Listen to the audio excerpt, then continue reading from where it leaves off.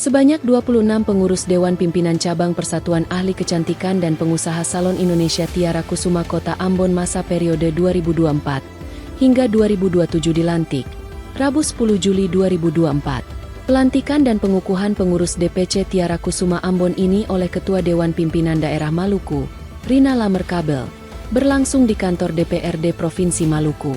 DPC Tiara Kusuma Ambon dipimpin oleh Akmal Debhi Salon. Dalam sambutan Ketua DPD Maluku Tiara Kusuma, Rina Lamerkabel mengungkapkan bahwa organisasi ini telah berdiri sejak 1980. Hingga saat ini, telah memiliki 34 Dewan Pimpinan Daerah, 275 Dewan Pimpinan Cabang dan lebih dari 10.000 anggota aktif yang tersebar di seluruh Indonesia. Sementara untuk Kota Ambon, merupakan kali pertama pengurus DPC dilantik. Lanjutnya, organisasi ini dibentuk untuk menghimpun dan mempersatukan para ahli kecantikan dan pengusaha salon di Indonesia, sehingga tidak terpecah belah, dan dapat mendorong anggotanya untuk meningkatkan ekonomi daerah dan kesejahteraan masyarakat.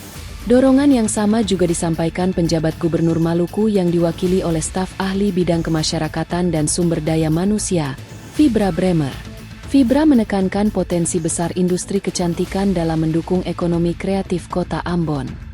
Maka dari itu, lanjutnya, pemerintah provinsi berharap agar pengurus DPC dapat membangun sinergitas dan kerjasama dalam meningkatkan peran ahli-ahli kecantikan dan pengusaha salon Provinsi Maluku.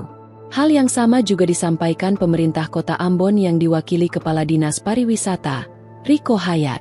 Ia juga mengharapkan agar kerjasama antara DPC Tiara Kusuma dengan pemerintah kota, agar dapat memberikan dampak positif yang signifikan bagi masyarakat.